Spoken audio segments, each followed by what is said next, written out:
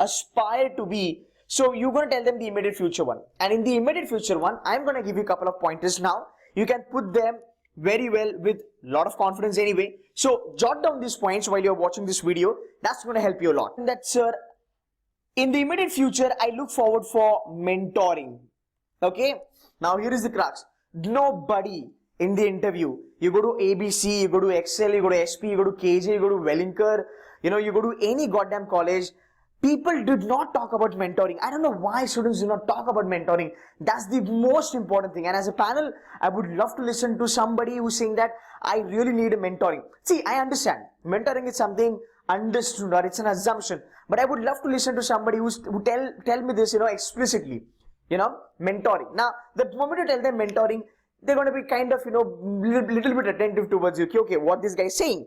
So mentoring comes and you can tell them that, yes, sir, I am currently, my immediate future goals are to get mentored by the faculties, okay, to get mentored by the alumni, to get mentored by the seniors out here. Okay, so by the way, anyway, so just please do not mind my spellings out here. I'm not really focusing on the spellings and all that stuff. I just want to kind of give you the guidance. Anyway, so that's the first thing. My immediate future goal also involves raising a bar for myself. Okay, so I'm going to raise that bar for myself. Now, which bar you want to raise for yourself? Maybe it's an achievement thing, or maybe it's the target one, or I want to do something different than what I've been doing in my life. That's number two. Number three is going to be you want to be efficient enough. You want to be efficient enough in utilizing all the opportunities or all the exposure that you kind of get in next 1 or 2 years. So you can talk about the exposure or you can talk about the opportunities out here, right? Number four is going to be, you can tell them that I would love to kind of see myself achieving the required skill sets in the immediate future. Now this required skill set is something that can make me more productive and eventually it makes me more effective. Okay, cool. Now productive and effective, these are two concepts. Productive का मतलब होता है somebody who is working for 8 hours doing 20% job. This guy is productive, okay? But somebody who is doing the job for 8 hours and getting 90% work done, this guy is goddamn efficient. Now the industry wants people who are efficient and not the productive one. Rather, having a productivity and efficient combination works wonder all the time. All right, cool. Now that's going to be my immediate future goals. Then you can tell them in the near future. The near future is something kind of talk about 2 to 3 years later on. So in near future, what I intend to do in my near future, I basically intend to learn couple of things. So this is going to be learning and learning. Okay, so this I kind of intend to learn the market dynamics. Okay. Yeah, let me just write it down. Market dynamics, perfect. Then I look forward for on-the-job training, guys. This is really important, and a lot of people do not kind of understand this, or rather they kind of underestimate this. Trust me, doesn't matter if you're from Harvard or you're from the ABCs of the world or ISBs of the world, you will be going through the training when you are on board, because what you learn in the books is not exactly happening in the college, right? I'll tell you one of my experience. When I joined this investment bank, my day one, I was really shocked to see how the financial fundamentals work, because being a guy who has done a MBA and the guy who has also done the CFA and CAP from USA, Santa Clara University, after spending so much of my time in finance domain, after working as a consultant for top-notch clients like Google, Microsoft, Adobe, and all that stuff, I was bloody so shocked to see how the investment banking things work, and what I learned in my books, or whatever fundamentals that I've worked, right?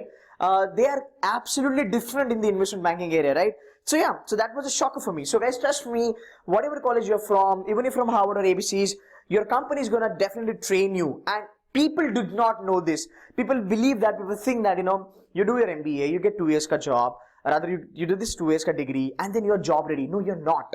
There are so many things, there are so many technical stuff, there are so many fundamentals that you got to learn once you get into the company, because whatever you learn in your MBA is general stuff. Once you join the company, the things get specific, or that knowledge pool gets specific. So every company, maybe it is McKinsey, maybe it is Goldman, or maybe it's an Apple, everybody is going to teach you something or the other thing, right? So that's where we talk about on the job training, which is the most important training. Now, it can include a training by your technical people, by your HR, maybe an induction. Induction doesn't really matter anyway, but excuse me, the training from your seniors, from your AVPs, your VPs, your GM and CEOs and blah blah blah, all that stuff, right? That kind of training would matter a lot. Your third point is going to be understanding. Okay, I'm just going to cut it short. Understanding practical approach, yeah, because it's very much important is that once you are in the company, you must know the practical approach of the stuff. Because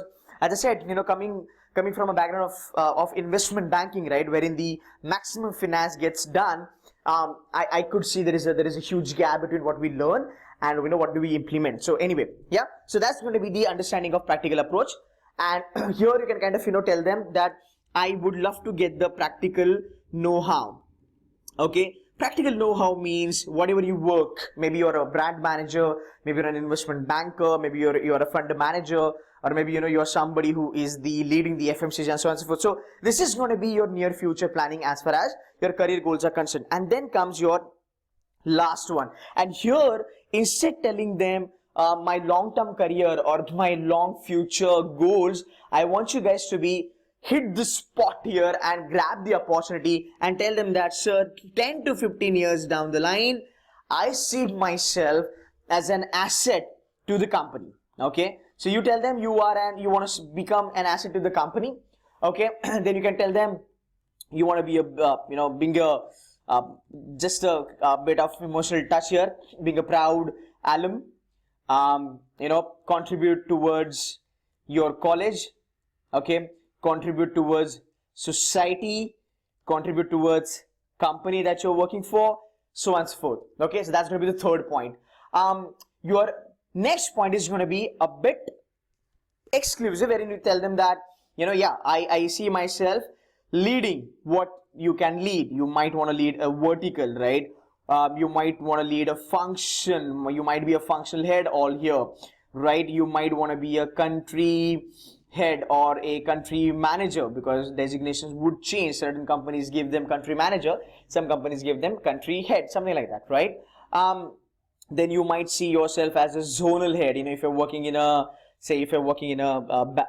bank or something like that, right? That's where you can kind of connect to them. Now, to be very honest, if you are an ABC guy, if you're facing SVJ or if you're facing SIB in Pune and all that, this is where things get a bit tedious, because now they are expecting you to tell them the exact designation. Because see, I understand that maybe you're not currently aware about what designation you want to get into, what kind of profile you want to get into, and where you will be 10 years down the line.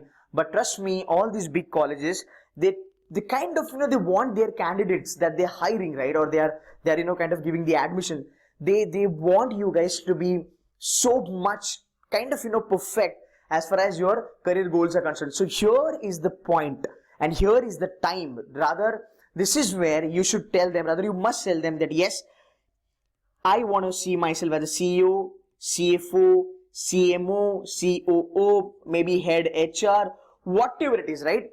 Here is the point that you have to tell them, because if you did not tell them, see, these are biggies, right? And if because these guys have been producing those head HRs, these guys have been producing those top CEOs in the country, top CEOs worldwide, global CEOs and, global VPs and AVPs. Now understand this, put yourself in their shoe, right? If you're a panelist and, if you are, taking an interview in, say, SP Gents, and if you ask a candidate that, where do you want to be? And if you tell them that, sir, I just want to head a function. Like, what function you want to head, dude? Tell me that. You want to be a country head.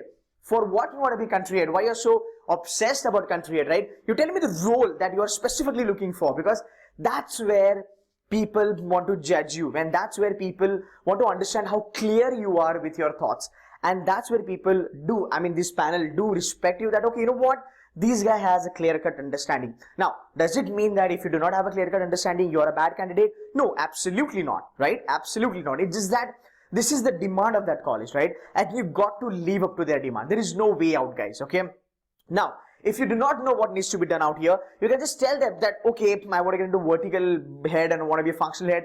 But trust me, giving them that designation would help you a lot. So, now, going onwards, rather, let's talk about a couple of industries now. Investment bank, you can tell them that, what, sir, I see myself as an investment banker, wherein, I see myself heading a trading domain.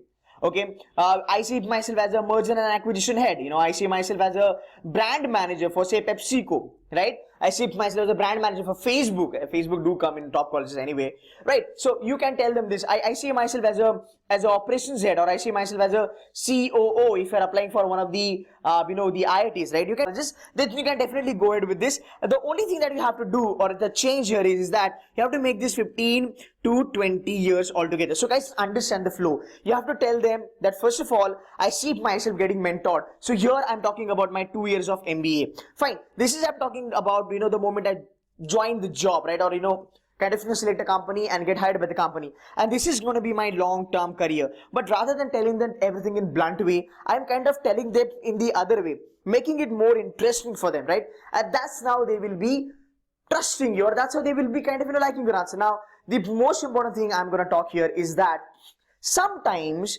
people must have told you, or sometimes you might have thought about, yaar, you know what, I am going for the interview, and the guy who's sitting right in front of me, okay, he has not been a CEO. He has never been a CFO, COO in his life. Okay. He might be 35 to 40 years old. And I am, sitting here, I am 23 to 24 years old. Right? How can I tell him that I want to be a CEO, CFO? Wouldn't that offend? Right? So you might get this question, or somebody might tell you, your class tutor or maybe your class mentors might tell you this. Now, let me walk you through with this, okay? Now, this is the biggest bullshit that people can tell you. And if anybody tells you this bullshit, trust me, never ever listen to that person. Why? Because this is not the reality. This is demeaning the faculty of that particular institute. Guys, trust me, one thing I'll tell you. Let it be IIM Ahmedabad, or let it be, any college, Jamnalal Bajaj, or let it be KJ or Baba Gaude, whatsoever, right?